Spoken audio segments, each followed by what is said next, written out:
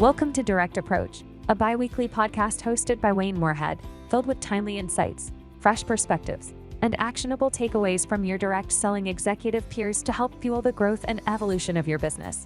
On this episode, Wayne is joined by fellow industry experts Heather Chastain and Duncan.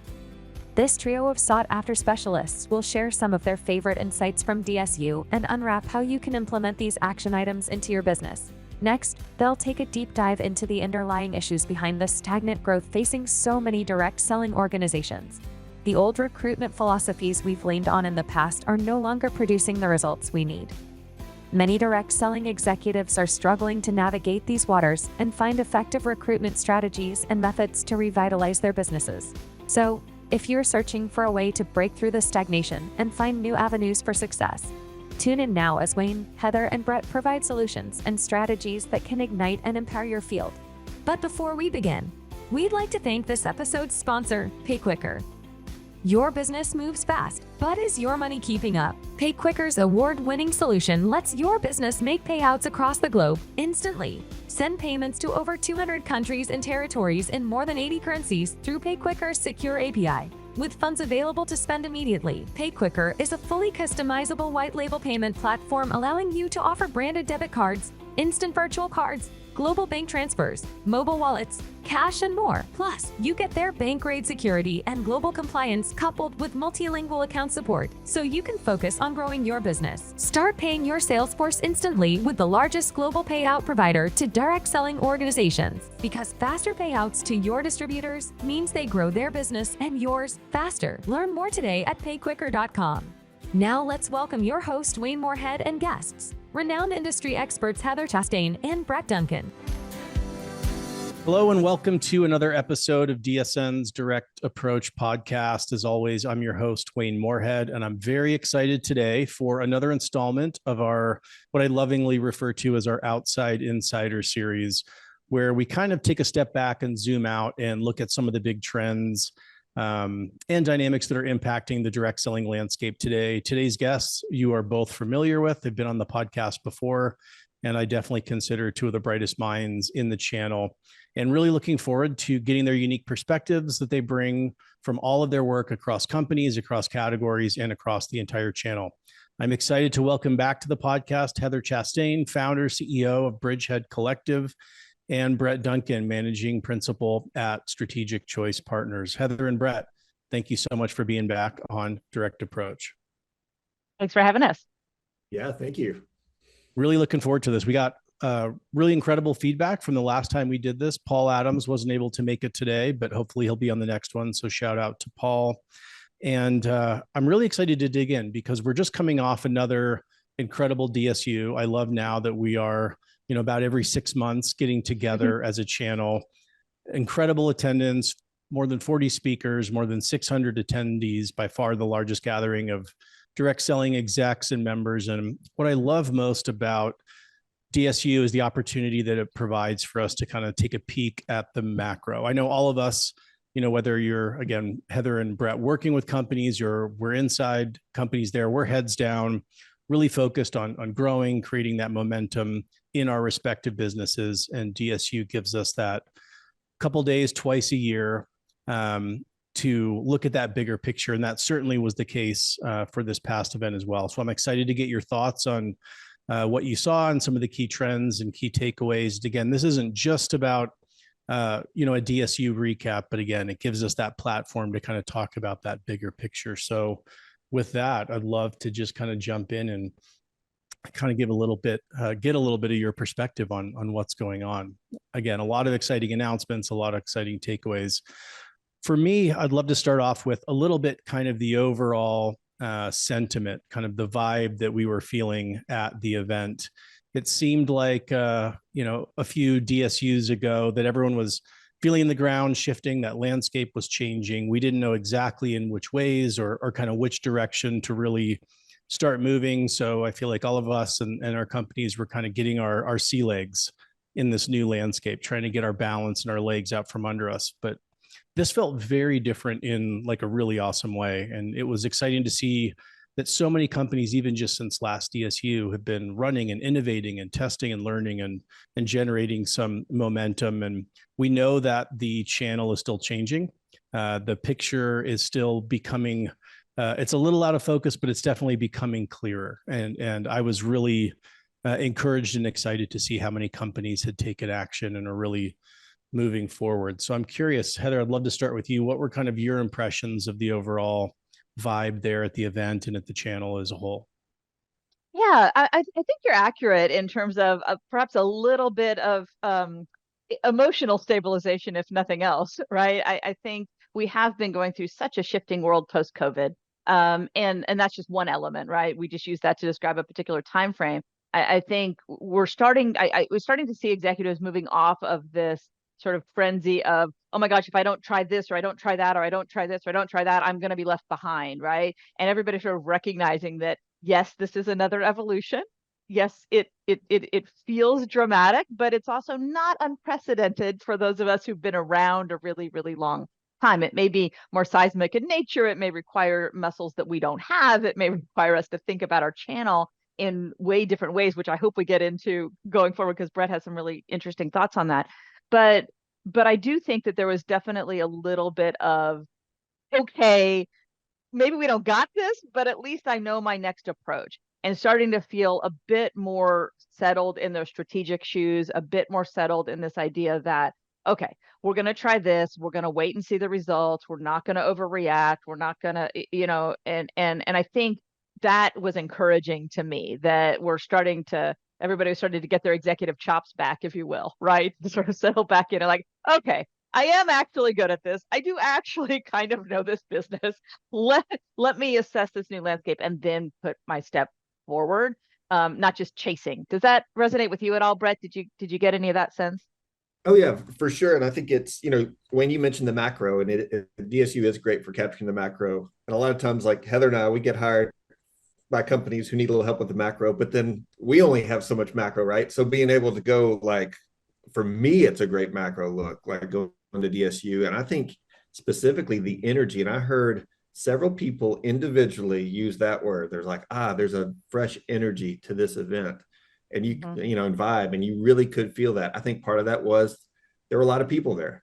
And it was also a lot of executives, like, who had obviously invested time to be there, and it's been a while, at least for me personally, since I've seen a collection of the channel experts, and executives, like, gathered to that volume. And it was great to see it again. It's been a while. And so I think that in and of itself just was exciting, to be able to talk through it. And then I think the spirit, to Heather's point, I think everyone is eyes wide open. We have been for a while, but I think part of it was fear driven. And I think now it's more, okay, let's jump in and let's give everything a shot. And I think there's a very adventurous spirit overall that's out there. It's human nature to pull back on that. We'll talk about that, I'm sure. But overall, I felt the energy for sure. One more quick thing, just to piggyback on that, if Sure. I can, Wayne, is we love hearing stories of companies that are growing, right? Everybody always has in the history of ever. But what I saw at this event, which I was encouraged, is it was more of a sorting of the information from those companies that are growing, instead of that sort of, oh, they're growing, what are they doing? Let's do that too, right? Like that sort of thing. It was more like, oh, they're growing. Interesting. What are they doing? Oh, that might apply. That does not apply to me. I can't replicate that. That's a unique anomaly, whatever it is. So it just, and again, some of it is just this sort of, there was a calmness and a more positive force for, like, let's figure this out before. And I think some of that has to do with how they're thinking about the growth stories that are happening in the channel, right? Yeah, I think that's a really great way to put it. It wasn't just focused on kind of the growth, as you mentioned, but the learning. So many companies have had even great learnings just in the last 6 months around different tactics, different platforms, different channel strategies that they're trying. And they're kind of taking that and bringing in, it seemed like everybody was so open and eager. Oh, what worked, what didn't work. And so, yeah, in some ways, people are kind of able to zoom down and just take these little nuggets and add tools to the toolbox. And I think that was really great to see. And that's why I love the transparency too of our channel, real quick, like, because Absolutely. It's also like the willingness of people to say, yes, I've had 22% year-over-year growth, and instead of just sort of walking around with it going, but it's because we have an incredibly strong Korean American contingent that has just taken fire. So then people can look at that and go, okay, well, that's not going to happen to me this year. So therefore, let's not feel bad about it or waste more energy on it. So, and that's, again, this transparency that we all have as executives, which I do love, but go ahead. Yeah, I love that. Thank you for calling that out.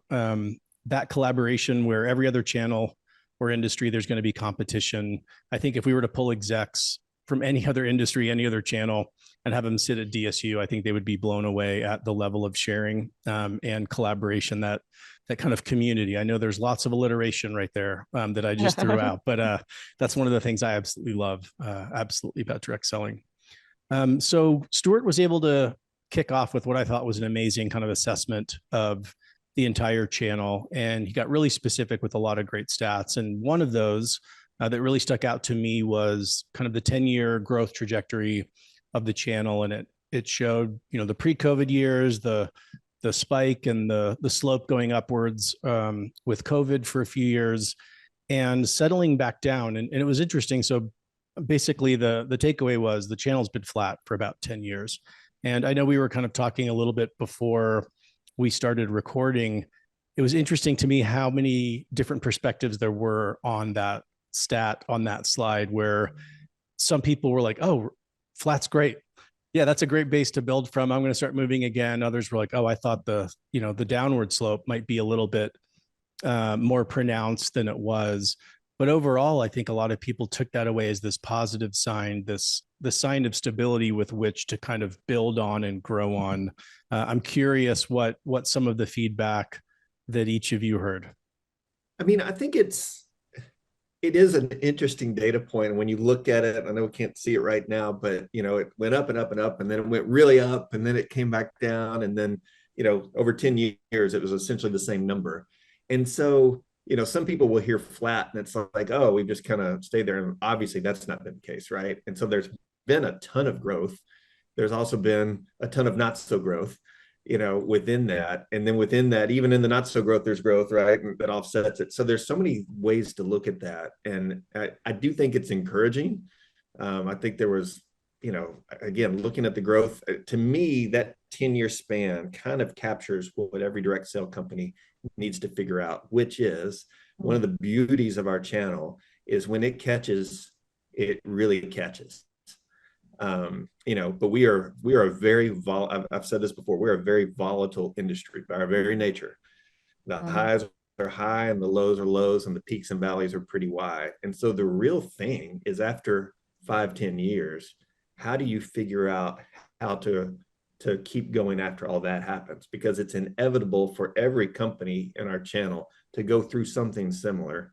And, even sometimes in spite of yourself, sometimes you grow crazy and you really don't even know why. And sometimes you tank and you really don't even know why, but the key is after you go through that rite of passage, then the real work starts if you want to become a sustainable company. And I think that's kind of what we're looking at also as an industry right now. How do we be a sustainable industry and a channel and a relevant one moving into the next 10 years after we've gone through that? Because there were brands there that were made over the COVID bump, right? And so they're continuing to go, and so, okay, how do we manage the growth when we get it? And what do we actually do with it? Yeah, I think it's good for us as leadership within companies to look at that, and it's easy for us to ladder back out with that kind of time horizon. I think it's a bit of a misnomer to sort of say we're flat over the last 4 years. I think that's a little, in my opinion, to sort of what Brett said, it's a little bit of an oversimplification, and I think masks some of the real challenges that we have. Like, why wasn't the COVID bump sustainable? What didn't we do to capitalize on it? What are some learnings from that? Because within that COVID bump, the fundamental ways we do business shifted pretty radically. So to sort of act like we're back at where we were before, I think there's a lot of missing in that piece. And the other thing that I think is always important to remember is what's field's perception. So we can look at our company results, we can look at our industry results, we can look at the macro, but really field leaders believe this opportunity based on, is their check not really even so much up or down from last year, but is it up or down from last month? Like, that's the lens through which our field leaders are viewing the hope, the belief, the engagement in this business, in this channel. And so, yes, it's good to recognize that, but I think let's never lose sight of what the micro is in our business through the lens of our field leaders. That's really where the energy and the projection is measured, in my view. Yeah, I think that's a really great point. That's the perspective that we need to take. Again, seeing the bigger picture, but also understanding on the individual field leader level, the impact, the perception, because right there is the leading indicators. That's going to tell us what's going to happen, even 3 and 6 months down the road. But if you're an executive out there, flat is the new up is not a bad way to feel okay about yourself right now, too. Just saying. Lest you get yourself too discouraged, flat is the new up on a macro level. So be encouraged with that. Yeah, again, I think I heard a lot of people feel like, okay, well, if overall, the 10-year horizon, things are relatively flat, that's the base. Let's build from that. Again, there's going to be, on the shorter term, more volatility, more ups and downs, but zooming out, understanding that, okay, like there's a stable base here. Let's build up from there. I think that was part of the sentiment. But the field leader perspective is absolutely invaluable. Another interesting stat with all of the other change happening was change in leadership. At the very highest levels, a large percentage of the companies had change at the leadership CEO level. And I know, Brett, you have a couple thoughts on that. I'd love to get some insights as to maybe that dynamic, what's going on, what's driving, and what you see going forward. Yeah. Well, and for those that were there, I mean, it was this almost mic drop moment, right? Of Stuart up on stage and this list of companies and names and all the leadership change that's happened. I think it was over the last 18 or so months. But I think it was 30%, of the companies at least that they were tracking that saw that happen, which in and of itself, and especially when a lot of those people, right? You're like, oh, okay, wow, that's crazy. But I had to step back for a second and realize in an industry that is changing, of course, there's going to be change in leadership, and that doesn't necessarily mean, oh, what used to be here was bad and what's coming in is good or whatever. It's more about in this effort to adjust and adapt, everything has to be adjusted and adapted to a certain degree, right? Including how we lead, including who we choose to lead. So if you look at it that way, it's actually not a surprise at all, right? It's like, hey, it wouldn't make sense for there to be volatility in every area except leadership. It should be reflected there as well. So to me, it's like, okay, yeah, we're all trying different things and we're all kind of going in and looking at who's going to lead. But at the same time, we should, to a certain degree, be doing that, right? Like either who's going to do it or how are we going to change what we're doing? Because what we know for sure is the same thing can't just keep going. That's just one of the ways that shows up. Yeah. I mean, look, you've heard me talk about this. It might have even been on your podcast, Wayne. About 6 or 7 years ago, I personally went through a very deliberate and active rethinking of every preconceived notion I had about this industry for myself, because I realized I was stuck in some things that were like, well, that's how you do it. That's what the right way, right? And and it takes a lot of effort to break down your beliefs and your thinking. And so since that time, I've been preaching about really needing to look at our businesses with fresh eyes. And the reality is that is incredibly hard when you've been a part of building those things in your company. And we can always look at somebody else with a clearer vision than we can ourselves. And I think that's actually what you're seeing in some of the leadership changes is leaders that are great leaders, love the industry, solid performers, but just unable to get the clarity that they need in these incredibly changing, innovative times with their own companies, with where they've been and where they've built. And it's not to say they don't go somewhere else and are incredibly successful, because they're looking at things with that clarity that they need, that they're capable of, just hard with the things that they've built. So I think some of that is the preacher in a strange land, but I also do think some of it's just human nature. It's really hard to be objectively critical or think objectively different about initiatives and programs that you've had a piece in putting together with people that you have stood in front of and asked to follow you in a direction that might not have been successful. So some of that leadership shift is just natural, and I think really good and healthy, not just for the companies, but for the executives too. Like I didn't view that as a particularly scary thing. I actually thought it was a really encouraging sort of hope of freshness and fresh thinking, with people coming at it with all their passion, all their experience, all their great ideas, but with a new environment to play in. Yeah, I think I saw it the same way. Again, great for the executive. It's great for the company. And I saw it as something very positive, and also kind of maybe a little bit of a metaphor for the larger channel, where, to your point, it is kind of new thinking and even new skill set, and maybe not exactly at the CEO level. I know we're going to talk in a few minutes more on the marketing, especially. I see the need for new skill sets, new muscle memory, to be brought in to really help take these companies forward. But I did see that as Definitely. kind of that larger metaphor. Another dynamic that has really been impacting, especially the last 2 years, maybe to a degree we haven't seen previously, was consolidation. Mergers and acquisitions. There were companies combining. There were companies purchasing others. There were companies divesting certain aspects or certain portions or business units within their companies, a lot in an effort to kind of create greater focus on what's working. And I'm curious to get your sense for what you see going forward. I'll just kind of, I guess, while I have the mic, I'll kind of keep going here, but I definitely see some of this continuing, especially I think among the larger companies. Another aspect to this is, in this changing environment, we're going to see some things need to change. And what I mean by that is kind of the definition, I think, of what it means to be a direct selling company. As we see these combinations, they're shifting. They might be acquiring even companies outside the channel. We've seen more and more of that happening. Direct selling companies acquiring direct to consumer companies. And so I think we're going to see this consolidation, especially among the larger kind of legacy companies. I also see a ton of new entrants coming in to direct selling, especially as we change slightly, and maybe I'll say adjust the definition of what it means to be a direct selling company. So I'll start with Brett here a little bit. What's your thought on kind of the larger M&A, but also kind of this redefining of what it even means to be a direct selling company? Yeah, thanks for that loaded question there, Wayne. Sure, I'll go first. No, on the M&A side, and I think we talked about this a little bit 6 months ago. I think that's a trend that's going to stick around. I think we're going to see more of it for all kinds of different reasons. And I think one of the interesting ones too was the divestitures too. That and I know Stuart went through that a little bit too as he went through it. So hey, whoa, what do you mean you would close down this market or do this or whatever? But it's it's a very strategic move.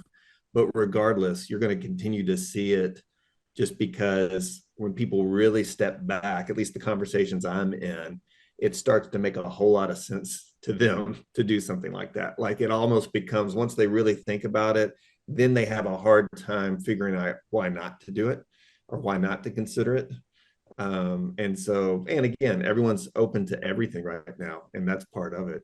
Going back to defining success, I love that you brought that up, because and the $50 million company is a perfect example, I think, because half the conversations I have with companies who are sitting there very profitable, 40, 50 million, they've been doing great, their field is happy. And then all of a sudden something gets in them that they're like, I want to take this thing to 100 million. It's like, okay, that can probably happen. I'm not saying you shouldn't do that, or sometimes you run into a company that is at 50 million and there might not be that profitable. The other question to ask them is like, well, what do you need to do to make $50 million successful? What does that actually look like? And again, my baseball coach going all the way back to high school said there's no such thing as staying the same, right? So staying the same is the same as going down. But at the same time, it's like, okay, at what point are we hurting ourselves? Are we actually doing the opposite of what growth requires in pursuit of growth? And so I think that's where direct selling companies, especially young ones, especially founder-led ones, who are doing a lot of this for the first, like doing everything for the first time in a lot of cases. I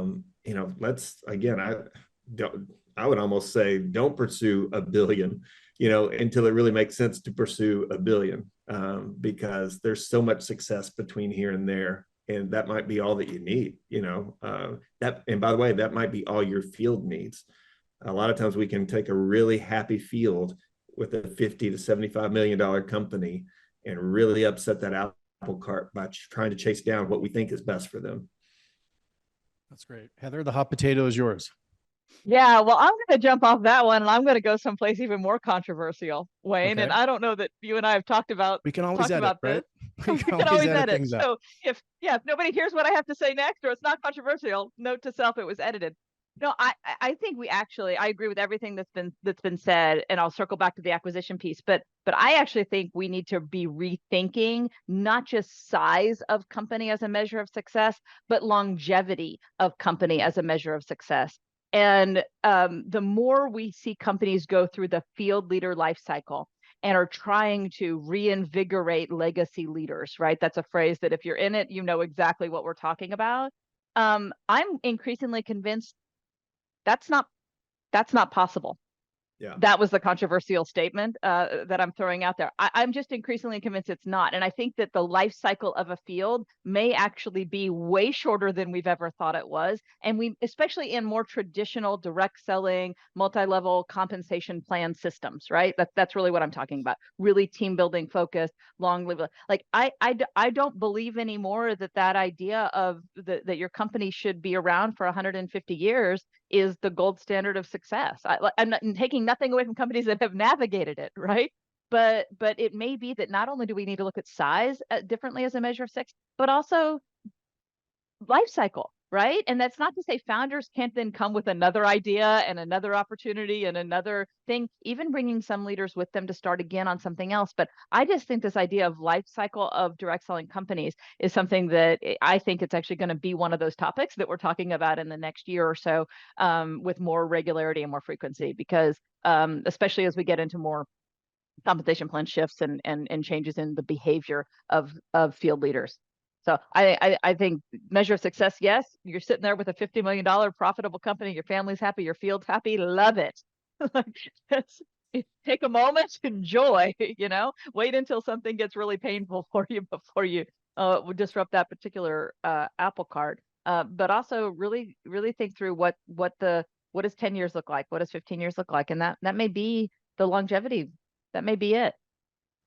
Yeah, that's a really interesting take. I love the additional focus on longevity as well. And I'll just say that also reinforces what's happening in every other channel. So it just mirrors the life cycle and trajectories that are happening with other, especially in consumer startups. Companies that see their customer life cycle reach the end of their life cycle of their particular product or brand. You're not seeing them redirect X% of their dollars back into reinvigorating that customer. You see them reinvest those dollars in new innovation for new products to attract different customers or to acquire new customers to the brand. And again, I'm not suggesting we need to be direct to consumer companies, but I do think there's some learnings, particularly around this idea of customer life cycle as it applies to field leaders, that we've not even begun to start to apply. And I think that's exciting territory. Yeah, that is really interesting. I'll echo that. I know you don't want to camp out there, but yeah, one little thing, sorry, because I could jump on that soapbox for a long time. But to me, I'll just sum it up this way. I think once you start relying on a group of people who are in maintenance mode and a maintenance mindset versus a growth mindset, then obviously maintenance becomes the influence over every decision that's made. And again, going back to what my baseball coach used to say, there's no such thing as staying the same, right? And so our very channel leverages growth mindsets. Like we rely on it, right, for it to work. The whole model depends on it. And so that's why the next generation of leadership is always so vital for the success of any company, because we've got to find a growth mindset around every corner. That's what we're relying on.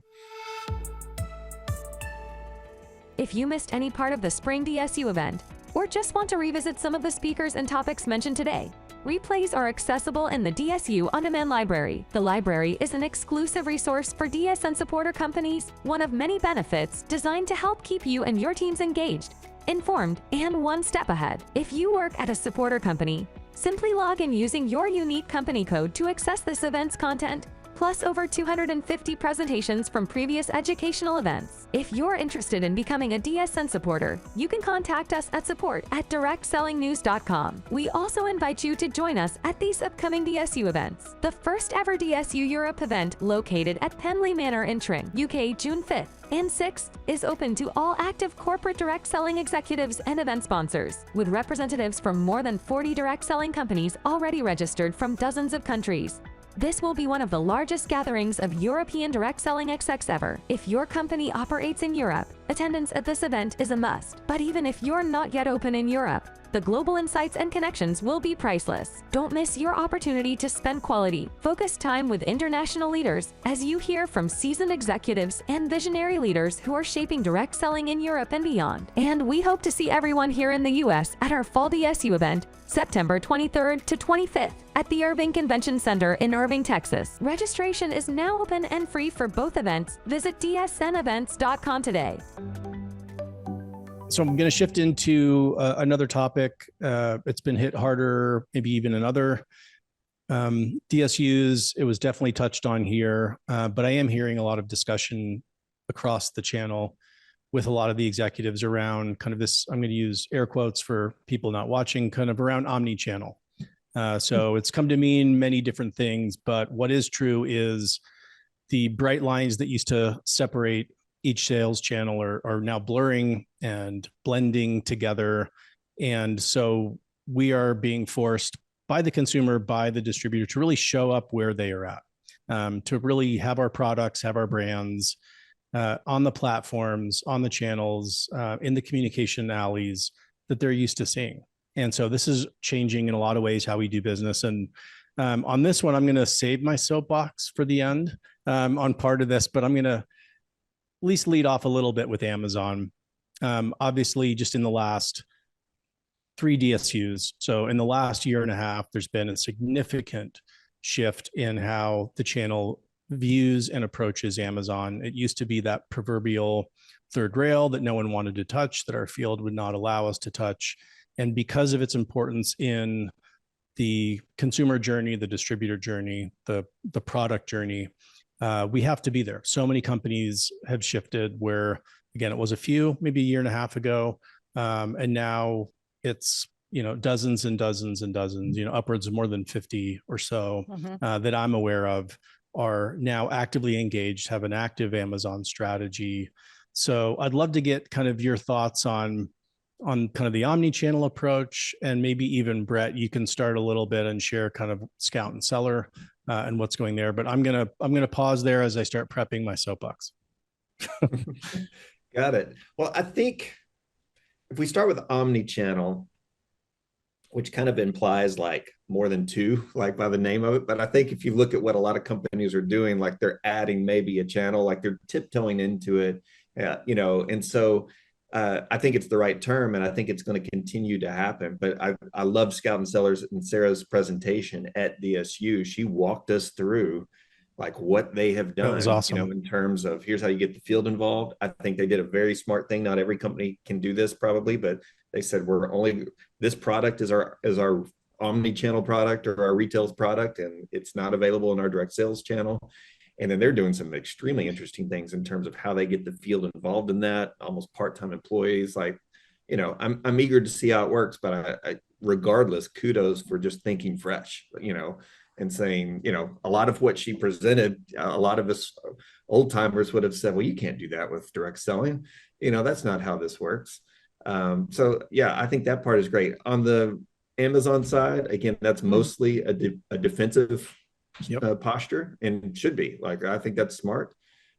I am starting to hear from several brands that are on there doing that are saying, okay, we got the defense in place. Now we're actually starting to see some revenue come through there, and they're happy about that. Some of them decide to share that in one way or another with the field. Others don't. But I think the point there, and I was with someone who's going like in a month to a leadership conference where they're pretty worked up over what the company is doing, on Amazon, which for them to sit there and see all those logos of all the companies that are doing it, and to know that, and I've heard this from most of those companies too, that the field, once they understand that, they're like, oh yeah. Thank you for doing that. That's just kind of where it's gone. And it's like saying years ago when we might have even thought of having a website, right? There was a time when we fought back on that.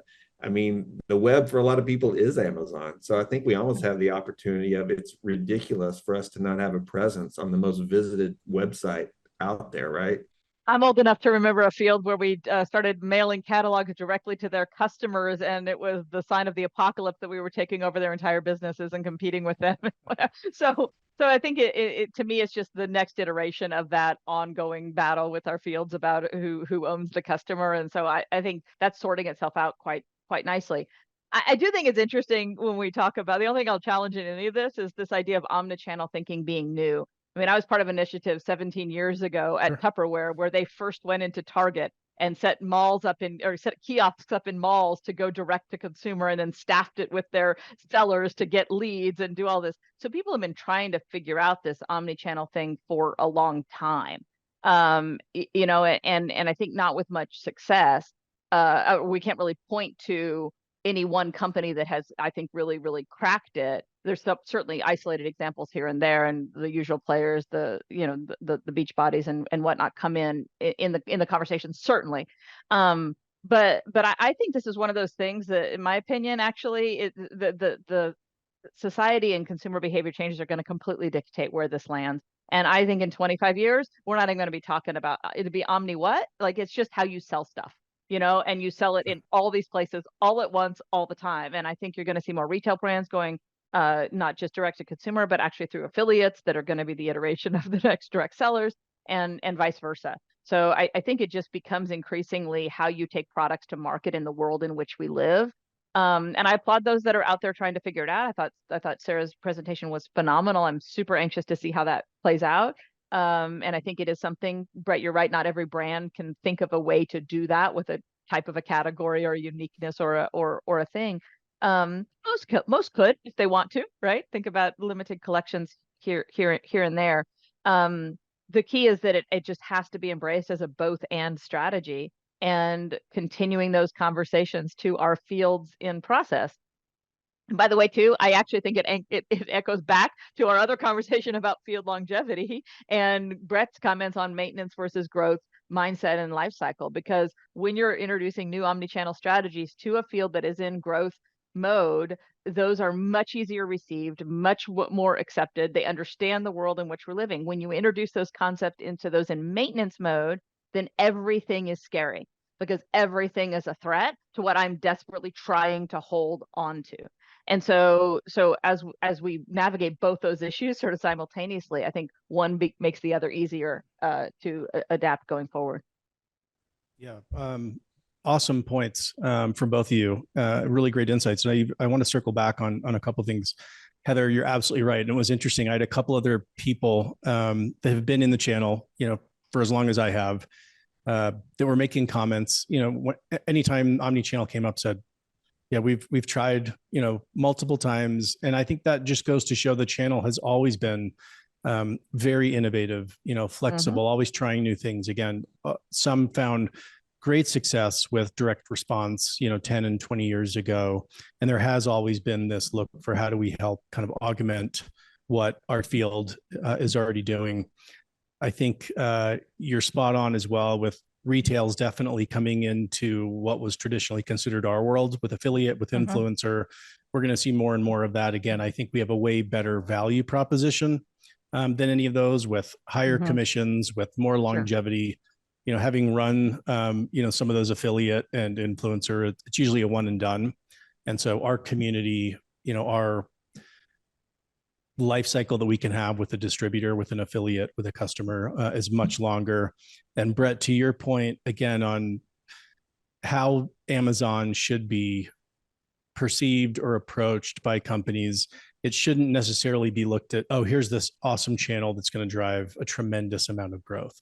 It really is kind of that defensive. It's more of a strategic decision than a revenue decision to really go there, protect the price, protect the brand, protect the business for our distributors. And again, when 60% of all product searches start on Amazon, it's a place we definitely need to be. But yes, it's great to approach it from first, let's shore up our foundation.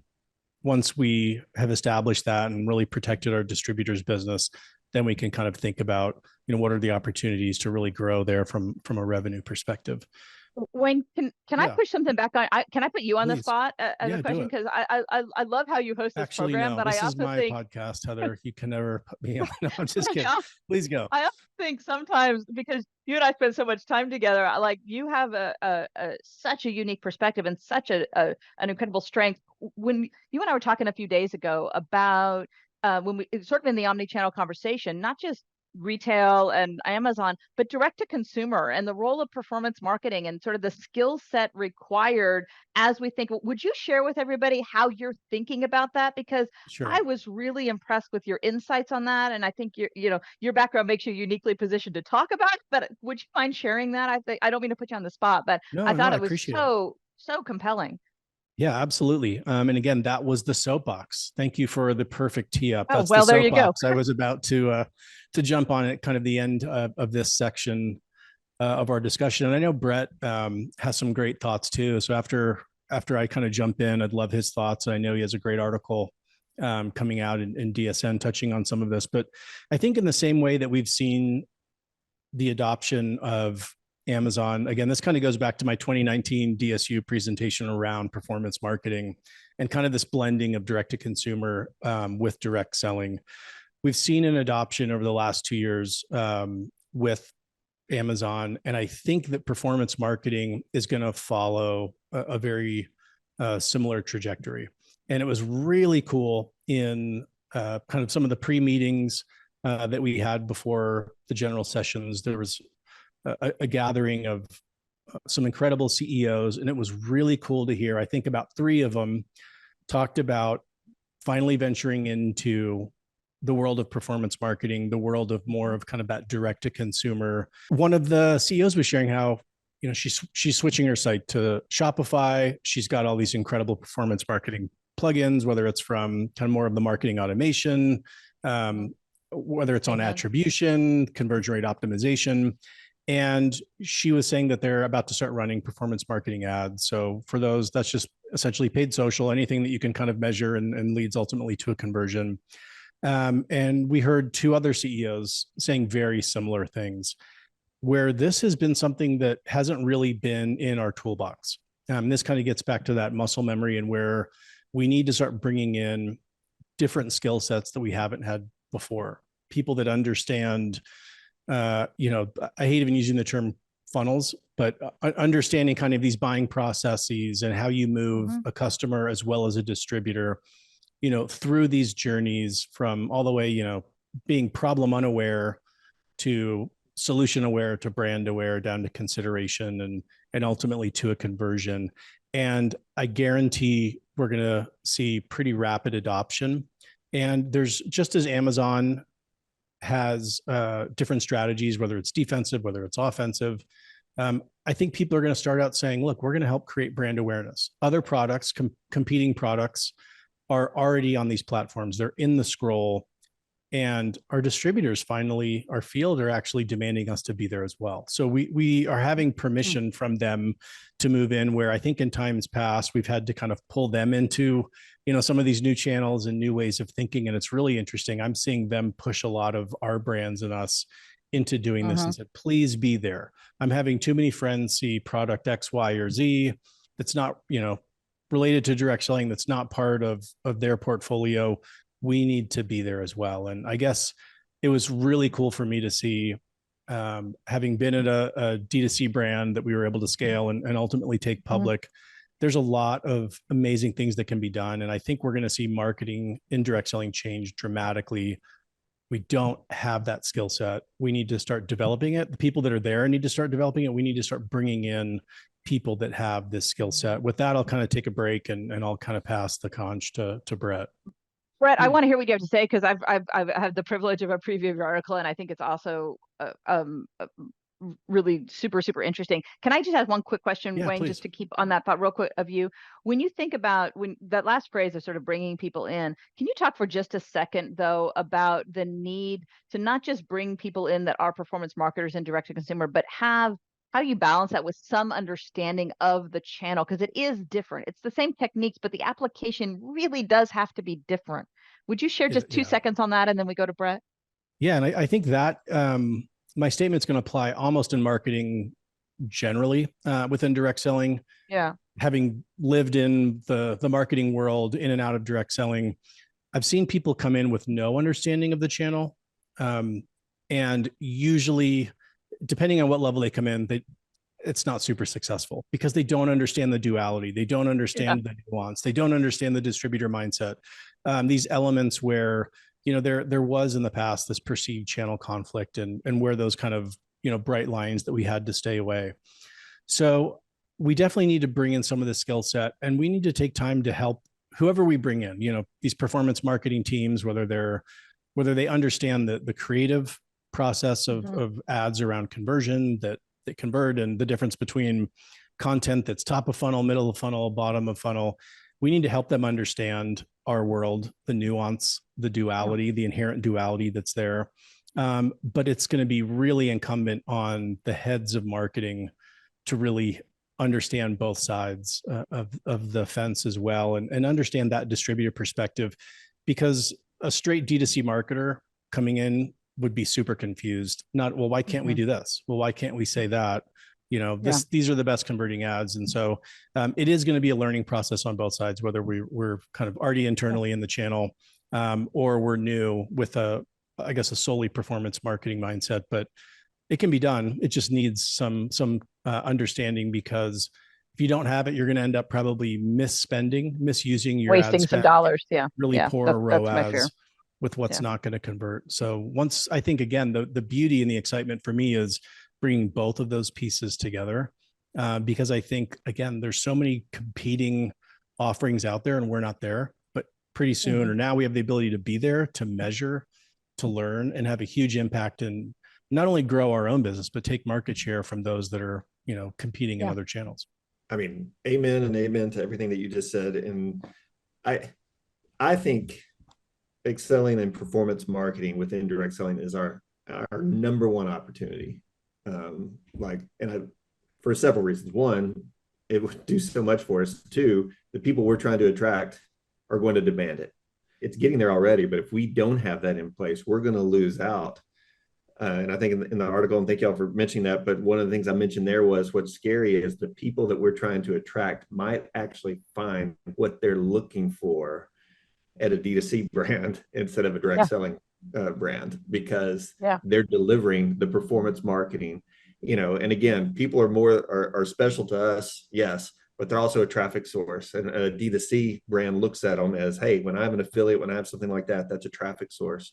And so when a distributor, a consultant, a brand partner can join our company and put into the funnel, and into our performance marketing mechanism, their contacts and things like that, and put that to work, and then couple that with their personal involvement, however that looks, that's super attractive, and that's what they're looking for. And I think, again, another point from the article is that type of person is more interested in conversion rates than they are commission rates, and that's why Amazon has the best affiliate network out there. They don't pay the most, I can guarantee you that, but people shop. And, on that note too, and there's so much we could go here, but, we were talking omnichannel, we were talking a little bit affiliate, we were talking Amazon, and there's a lot of examples of companies that have tried it. Maybe it didn't work out. Maybe they got in and got out or whatever. There's, even over the last year, affiliate programs, this or that. That doesn't mean it's wrong, and I think what we so often do is like, oh, it didn't work for them, so it doesn't work. Oh, it didn't work at this company, or, it's just kind of marginal, so it doesn't work. No, I don't believe that at all. Like, I believe everything we just talked about has to be embraced and addressed, and let's just keep figuring out how to do it. And if there's anything we should blame ourselves for, it's that we jump into these channels and these tactics that aren't second nature to us. We don't respect them enough to actually invest in their success. So we jump into a space that, if I was to go out and open a retail store, I've never done that before. I would want to find someone who's been there and done it, right? And yet we kind of do the same thing with a lot of the things that we do at direct sales companies. So I think that's the opportunity. Yeah, somebody said that to me at the DSU. They were sort of hovering in the back and said, this affiliate stuff, it doesn't work. We need to go back to what we used to. And I'm like, hasn't worked yet. Yet is the word you're looking for. Yet. Nobody's cracked that code yet. But I think, Brett, you're right. It just doesn't, just because we haven't figured it out just yet doesn't mean it's not, it doesn't need to be figured out. And I think yet is what we need to be thinking about there. Yeah, Heather, you just teed up two awesome areas I want to shift into. I want to swing back and highlight one thing that Brett talked about. As we look at performance marketing, it isn't just about cold traffic, meaning marketing to people that have never heard of your brand, that have never been introduced to a distributor. An awesome place to start is working in partnership with your existing distributors and remarketing to their customers. So we already know who they are, helping them grow and scale their individual businesses and get them comfortable with us serving up ads and communicating with their customers. And then we can kind of move from that warm market into more of a cold market and kind of create a more traditional conversion funnel. But I think that's a really important point, that even step one can be, let's just help our distributors grow their business by remarketing to their customers and their distributors. Heather, you talked about affiliate. And I know you both have such incredible thoughts that we've, chatted off camera, off recording, that I want to dig into a little bit. This has been a really hot topic for a couple of years. A lot of companies have moved really quickly into this. Some have renamed, their field affiliates. Some have kind of introduced the, I'd almost call it rank or stage in the journey of affiliate. And I'm going to hold my thoughts kind of till the end here. I'd love you both to share a little bit how you're viewing it. It seemed like there's been a little bit of a shift in saying, okay, maybe this isn't this completely new thing. Maybe this is kind of, clicking our heels. We've been able to, it's been part of our home all along. I was making a really weak Wizard of Oz reference there, and then I thought I would just get out of it fast. But, maybe it's been part of our journey all along. Anyhow, Heather, I'd love some thoughts on affiliate from you. Well, look, I mean, some of it is semantics, right? And anytime you're talking semantics, different words and phrases and plans get different connotations are all around it. I think unless you're talking about offering something that is beginning, middle, and end, you sell, you earn, you're done, then you don't really have an affiliate program. That's an affiliate program, right? Like, all I've done is decide to represent your brand. I'm going to represent it, I'm going to earn a commission on it, and I am done with that engagement, right? Whether it's done with that customer, or whether I get paid on that customer for a little while, or whatever it is, that doesn't really matter. But unless that's all you're offering, not really an affiliate. I think the issues that are getting conflated is the desire and the popularity of affiliate programs and other trends around compensation plans that are incredibly important and relevant, like the simplification of the front end of our plans, right? And and it's not both and, right? I mean, it's not either or, it's both and. So if you have a compensation plan and you, my opinion, and I will use all the unhealthy therapist-driven you language, you need to change the selling commission of your plan to be based on price paid, super selling, super simple compensation percentage, and a cash bonus for hitting thresholds. That's it. Right. That can then lead into more elements. You can unlock additional benefits. You can ladder up into other things. Great. Have a bigger vision. Great. All good. That doesn't mean, if you've simplified your program, that you've put in an affiliate program. But those are different things. And a lot of it is the source of customers and the way you engage ongoing with the brand and what you expect from the brand, what you're looking for from it. So I think there's a lot of nuances. And I think instead of dismissing or accepting, going, oh man, we got to get an affiliate program, or affiliate programs don't work, forget the language. Understand what you're trying to do, which is sell product to end consumers through a sales force. What does that sales force look like? What are different ways they can participate and engage with the brand? How can we meet the needs of different people who want to engage with your brand in different ways, giving them what they're looking for? Just piggybacking off of that, I think there's a lot of confusion around it, because when you ask a direct selling company, okay, what do you mean by affiliate? And then what's driving it? Again, some companies, they need to make a big compensation plan change, and so they think that's the way to do it, right? They're going to simplify their plan. Other times they're wanting to appeal to different people. Some people are wanting to separate team building from selling, so it really, the whole discussion for us as direct sellers includes a lot of different things, all good things, but it's not consistent company to company. So even when you're out there looking at what another company's doing, you don't know what the context of why they did it, the effort they went into to do it. Yeah. and all of those things. So those are all very, very important. Some people are doing it just to respond to the regulatory threats. They're Sure. like, hey, Which is we got a valid. plan B here, right? 100%. Yeah, Yeah. which is valid, And the key to me in all of it is go back. I mean, look, if you want a soapbox to jump on, mine is always going to be on data-driven KPIs to drive your business. Always, always, always. So jump back into not just the high-level metrics, but what are your leading indicator KPIs? What are they telling you, and how do you need to make changes accordingly? That can lead you to a more affiliate-driven path. It can lead you to being multi-channel within that concept. Like, because frankly, affiliate is part of it, is a different channel. If we're talking omni-channel, right? It can lead you to simplifying changes within your compensation plan. It can lead you to there's a whole bunch of stuff. So none of this is wrong. And I don't think what Brett and I are saying is any of this is even things we're just flippantly talking about. They could all be right for you, but tailor your solution to what you need for your business. There's no one magic pill. There's no one affiliate program out there that if you just put it in and launch it, you're going to be great. It's all much more nuanced than that. That's the fun part, and that's why we do what we do. That's why we, I think it takes big brains to solve these problems, and I love our channel for having all that fresh thinking coming at it. So it's nothing but positive to me in terms of people that are trying to figure out and think about it. But I think it's not as simple as what people might have thought even a year ago. Yeah, I think that's true. Brett, any more on that? I could go on and on.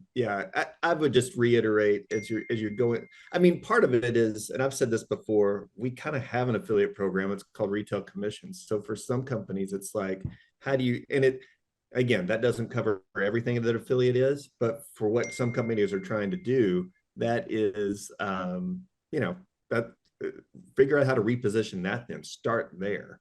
Yeah. Sometimes that can work. Now, if you're going out there looking for hardcore online marketers or a different group of people, that's different. That's a different channel. They're not going to join just our group because we want them to join. So that's a different strategy. Yeah.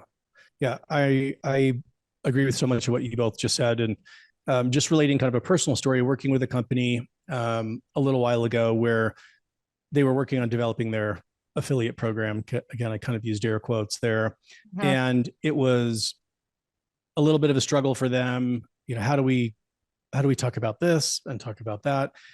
And kind of the light bulb came on when they realized this is already part of our compensation plan. This is just someone moving along kind of a sequential journey a little bit, at least as it related to their compensation plan. And it's someone that's sharing the product, but really not building a team.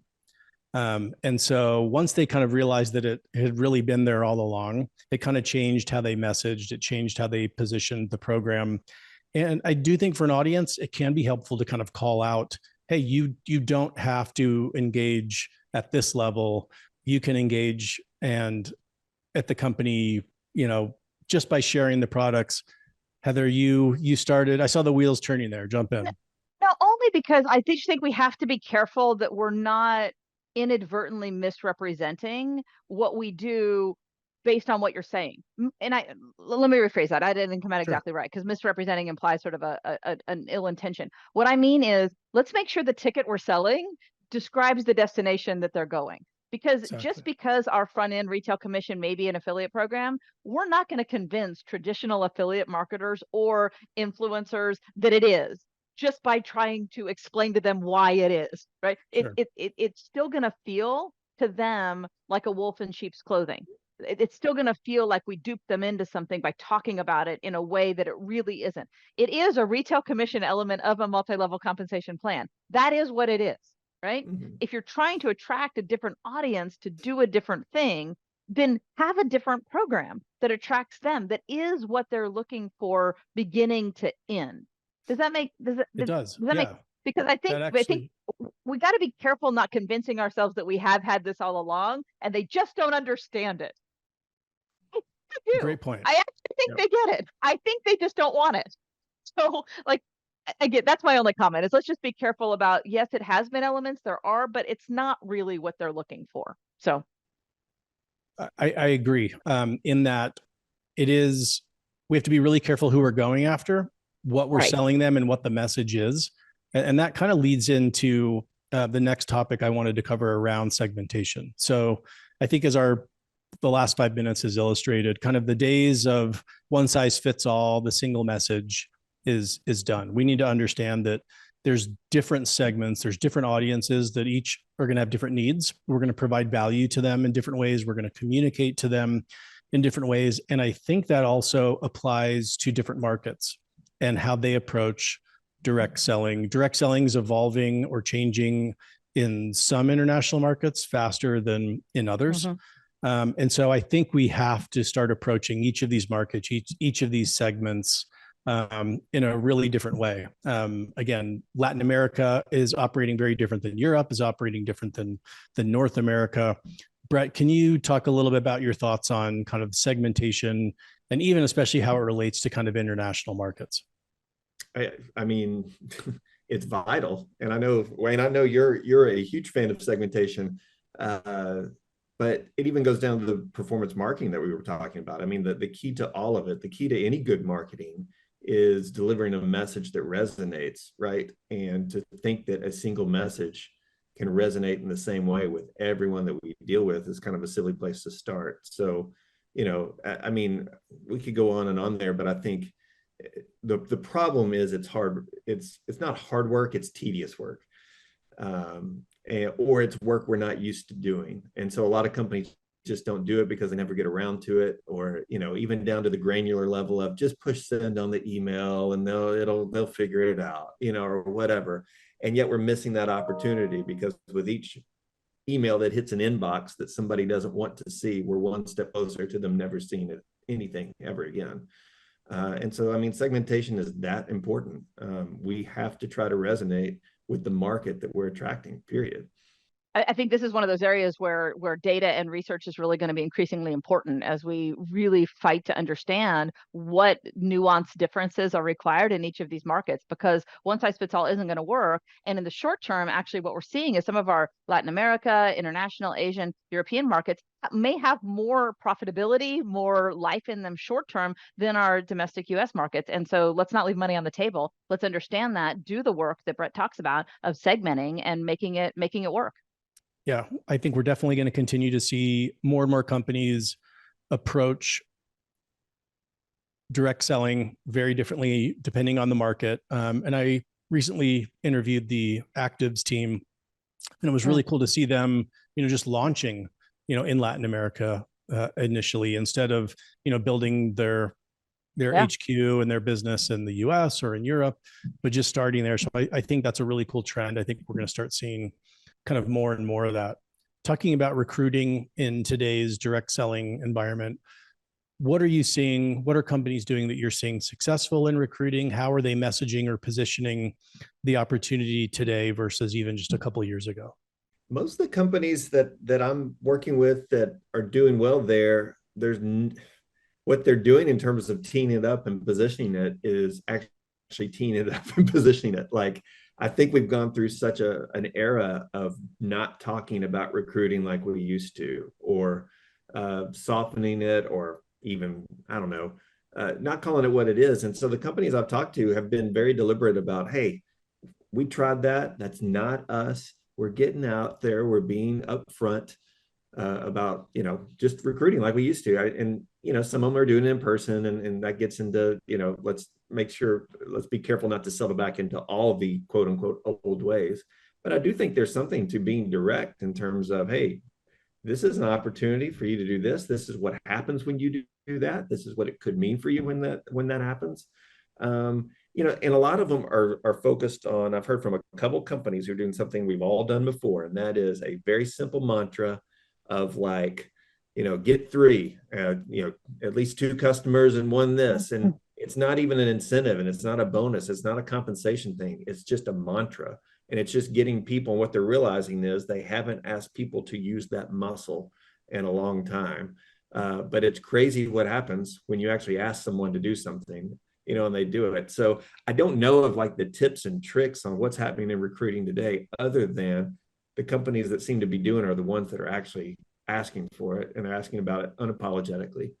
Yeah, I mean, I think it depends on what circles, right? If you're talking about really attracting sort of the next generation of sellers, certainly moving away from those kinds of mantras would be the appeal, right? Because those sort of are sort of dripping with that sort of jargon of direct selling, and so we have to be really careful and thoughtful about how we utilize those and how we use those. It's not that it doesn't necessarily work for our existing field leaders, but that's a little different than putting recruiting strategies in place that are going to endure into the next generations. And so I think the companies that are kind of bifurcating that a little bit are the ones I see being a bit more successful.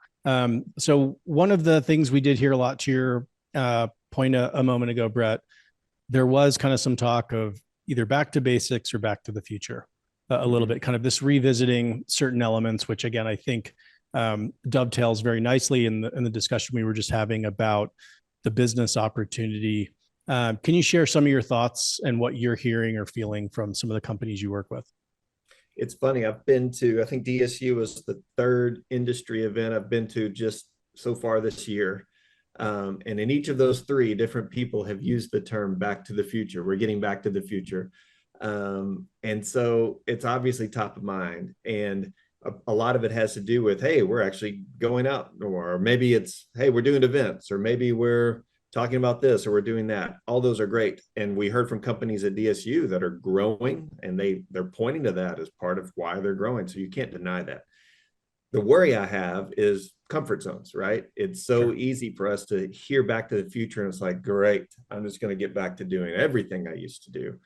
And we know based off of our conversation today, you can't settle for that. I think the irony of it is, if you watch Back to the Future, the whole point of the movie is to get back to the future, not back to the past. And yet we look at that term and it's like, oh, we get to do what we used to do. And it actually flies in the face of the actual phrase itself. So I think that's just what we have to look out for. Are there principles that still play? Of course there are. But we also can't just say, okay, great, back to the future, let's do everything back to the future, back to basics. Some of the basics have changed, period. And we need to excel in executing those. So I'm going to shift into kind of the last couple of questions around regulatory. So we do know that was an awesome win for Neora, and an incredible job to Jeff and Deb and Amber and everybody there. But that doesn't mean that the regulatory or legal issue is behind us. From a direct selling standpoint, there's still some concern about policies or what the future may bring. Do you guys just mind briefly touching on kind of what you're hearing, what you're seeing around the regulatory environment? Well, I'll jump in. I mean, I think, we mentioned the Neora checklist, or kind of the things that they went through, and I think that's very helpful, and it serves as a guidepost to a certain degree where there is no guidepost maybe in other areas. And I know Heather's very, very involved in this. And I think we should celebrate it. I'm glad it happened that Neora won. It's given us a precedent to use, but something else is going to happen. Something's going to keep coming. There's obviously people who don't get what we do or don't want to get what we do. And so it's on all of us to take care of that and do everything that we can. There's a lot of companies that are finally investing in compliance like they probably should have all along. There's some companies that still think, oh, well, this is enough. That should do it for me. And so I don't think we can underscore enough. Only the corporate team can handle compliance. That's not something that we can just, get rid of, and count on someone else to do. So it's of the utmost importance. And luckily we have some great guidance in place right now. So kind of last question, Brett, I'm going to kind of combine a couple here at the end, but where's direct selling going? Like, what do you see happening in the next 3 to 5 years? And what should we and our companies be doing to make sure that we're positioned for continued success over that time frame? Yeah, I think part of what we talked about, which is kind of this merger, this true embracing of direct selling with e-commerce, performance marketing, and all that implies, I think that is a huge opportunity for us. I think another part kind of that you spoke to was the world in a lot of ways has never been more open to what we do. And so how do we now embrace that? The problem is there's lots of other companies that are kind of in that space that we're having to work with and compete with a little bit. So I can't wait to see all the creativity that's going to go into that. And there are a lot of companies that are entering our channel or rethinking what they do, that are being extremely creative in how they think about it. stuff that I'll hear and I'm like, well, why didn't I think of that? Well, it's because of the curse of knowledge, right? And I've been doing it for a while, but that is the fresh perspective. Someone coming in that thinks of it as a channel. Y'all have heard me say this before, not necessarily the channel. That's where the freedom is in our future. Otherwise, I think we're going to constantly be battling with the way we've always done it, or what we think direct selling is.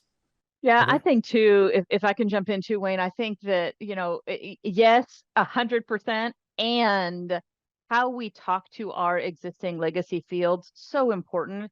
I partnered with a company just recently who was putting in some pretty fabulous changes and sort of struggling with senior leadership. And one of the things that really is effective is when you talk to your business partners as business partners, right? They live in the same world you live in. They see their checks the same way you see their checks. This historical method of approaching our field leaders through hype and cheerleading and enthusiasm and blind devotion and run and follow me because we're going amazing places, that time is past. Talk to them like professionals. Talk to them like the business people that they are. Talk to them, explain what's going on in the world, articulate for them with data and information and research and observations what's happening and why you're making the changes you're making. Why is it that we're focusing on these things? Why you believe that's where the future is? And just really use this opportunity of transition and change to reinforce those relationships that are at the heart of what we do, right? Originally, this is all founded on trust. It's all founded on relationships. It's all founded on mutual respect and mutual beneficial activities.